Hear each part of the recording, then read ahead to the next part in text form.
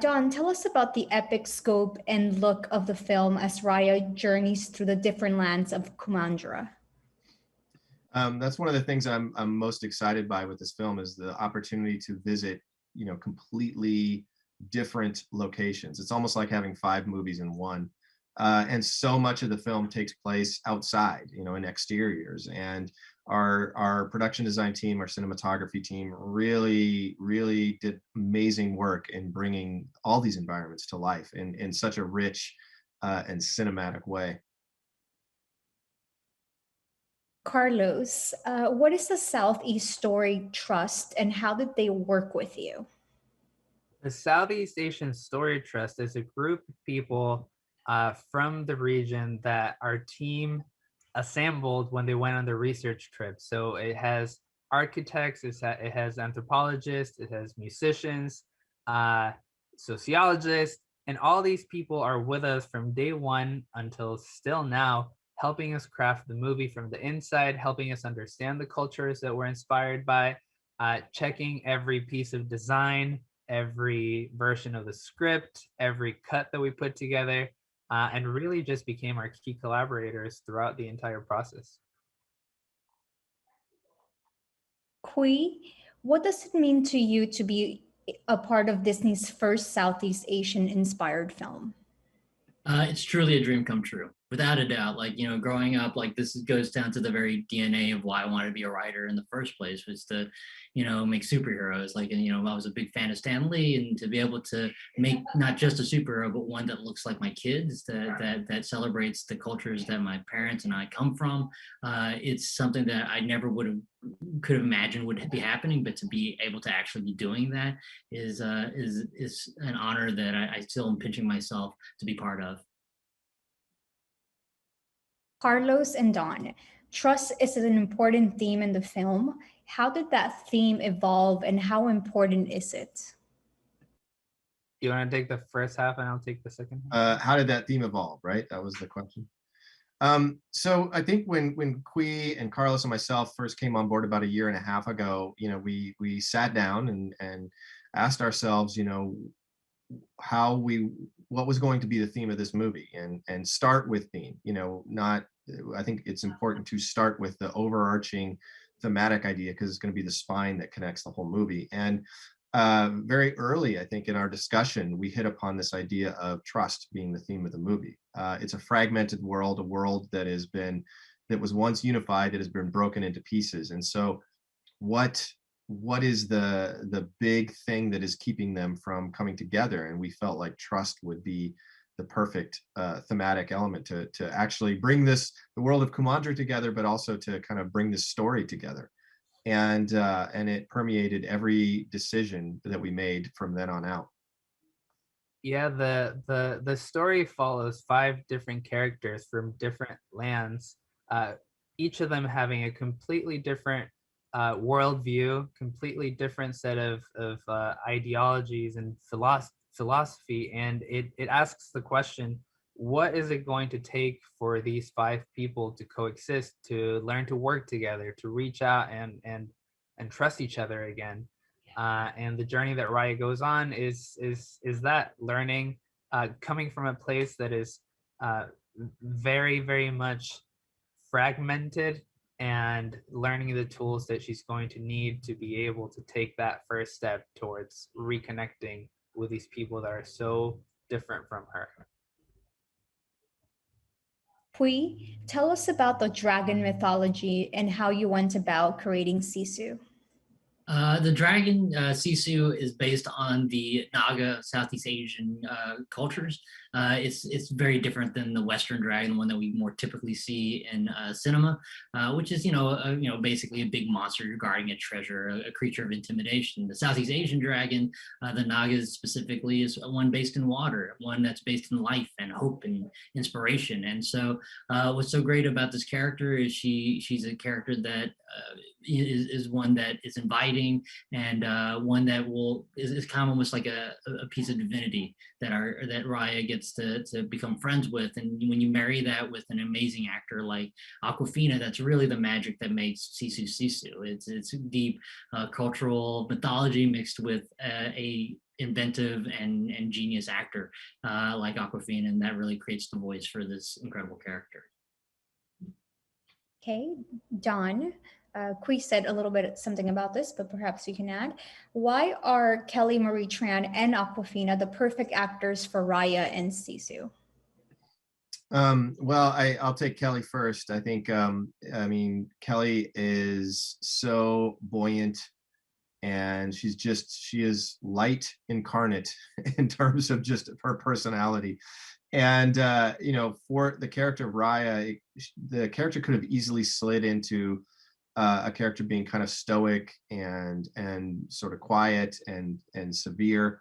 So it's very important for us to create our version of Raya, that we have an actor who would never be that. You know, I think Kelly is just inherently, she's got a fantastic sense of humor.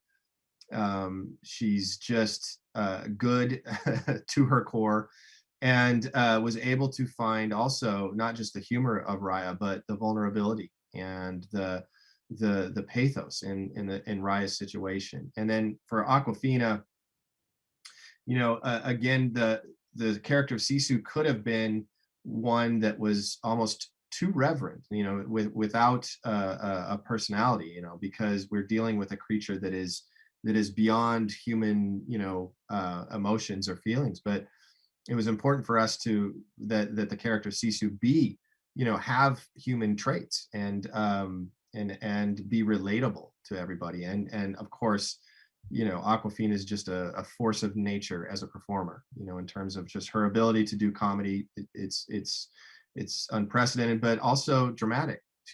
Dramatic tones. I think she's fantastic at sort of all the facets of Sisu. Carlos, there are some rich visual motives in the film. Can you talk about the importance of water and food, for example? The importance of water is directly tied to the Naga and them being water creatures. And in our film, water is the most important element. It brings life, but it also represents unity, and it represents the dragons, which represent harmony. So throughout the film, I mean, Sisu being a water dragon, water really is a very important idea in the movie. You'll get to see very clearly why. Food is another concept that we use in our storytelling to bring people together. This is a story about people who are fragmented and have to learn to trust and have to learn to coexist. And food being such an important cultural element, it represents togetherness, it represents sharing, it represents taking time to experience a moment with someone else. So food is used throughout the entire movie in tracking where these characters are. Raya, earlier in the movie, eats this jackfruit jerky that she makes herself and doesn't share with anyone, and that is the only thing that she'll consume because she doesn't really want to eat anyone else's food, doesn't really want to have that moment. She's been hurt and is just on the very, very opposite end of the antitrust. And throughout the movie, she meets all these characters, and through food, she starts opening up. Other characters start welcoming her, start offering their trust to them. And towards the end of the movie, we see that all these characters are finally sharing a meal, are finally sitting at the same table, sharing this moment. And it's a really beautiful experience to track trust through food. Qui, tell us about the martial arts in the film and how you contributed to that element. Well, I got the honor of being one of the martial arts consultants on the film, and you know, when it comes to making the martial arts for it, it was very much like we wanted to, you know, like everything in this film, you know, be inspired by the actual martial arts from Southeast Asia, specifically in the sense of, the styles that we used. It was Pinjak Salat, Arnis, Muay Thai, and traditional Vietnamese wrestling. And that was basically to be able to celebrate those things. But also for me, if a kid loves this movie and inspired by this movie, I wanted it to be something that they could go out and study. And that was these real martial arts that mean so much to me, as I'm from Southeast Asian background myself. Okay, and this is for whoever would like to add.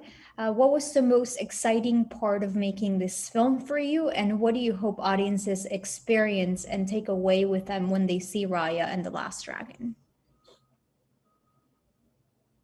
I guess for me, one of the most exciting things about making this film was also one of the most difficult, which is the fact that we, had to basically make this film at home over the course of the last year and a half because of the pandemic, and it was so different for us that, for those of us that have been here a while, it was a very different way of working, and the fact that we kind of overcame all the challenges, both technical and Disney cultural, to make this beautiful film is something I'm extremely proud of. And if people took away one thing, it's just the thematic of trust and how it takes a true act of bravery to reach out and trust somebody that you don't. And what can come out of that is something beautiful, something that it can lead to unity.